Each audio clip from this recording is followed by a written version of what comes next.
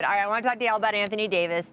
15 points in Game 3, not what we've been used to seeing in these playoffs. He was in foul trouble for most of the game, but he only attempted one shot in the fourth quarter when he was on the court. That is very unlike him. Now, he did say he was unconcerned after the game. Take a listen. Just silly turnovers. I mean, I had 4.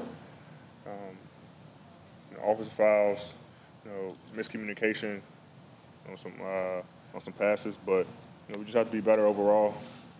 I mean, we'll be fine. We make shots. We didn't defend at all tonight.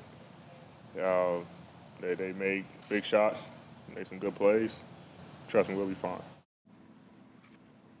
So Perk, AD says the Lakers will be fine. What do you think changed for him in Game 3 that made him less effective than he was earlier in the series? Well, you got to give credit to the Heat defense and those Miami Heat players because they came out with a different type of edge.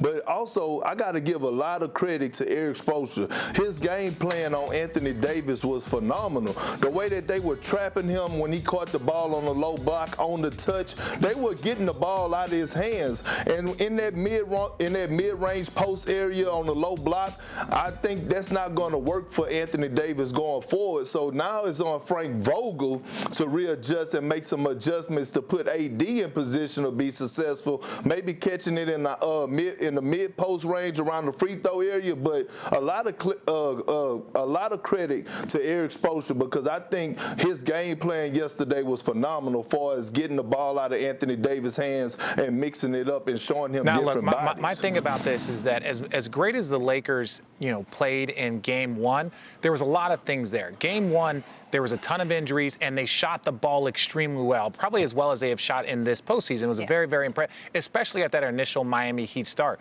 But after that, you notice the Miami Heat have played better. They've played with more confidence. And Anthony Davis, just in my opinion, he needs to catch it lower because if he catches it in that mid-block area, then all of a sudden it's like they can send a double team. You saw the offensive foul. They are loading up on him, forcing the Lakers to shoot threes. Now, this is a difference when you're going to live. If the Lakers go out there and shoot 43% one night, do you know what you're going to do the next night?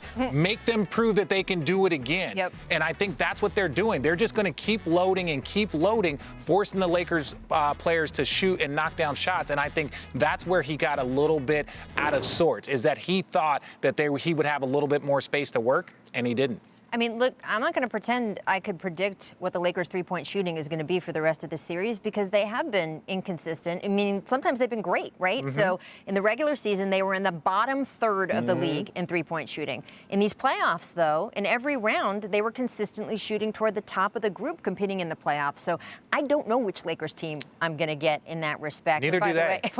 And by the way, the other ingredient in terms of Anthony Davis's performance and what adjustments he or Frank Vogel might want to make is we don't know if Bam Adebayo is going to be coming back in the next game. Bam addressed the media today. We'll talk about it a little bit later on the show. He said he is feeling better. He doesn't know yet if he'll play Game 4, but at some point he wants to come back in this series, which will change things all over again.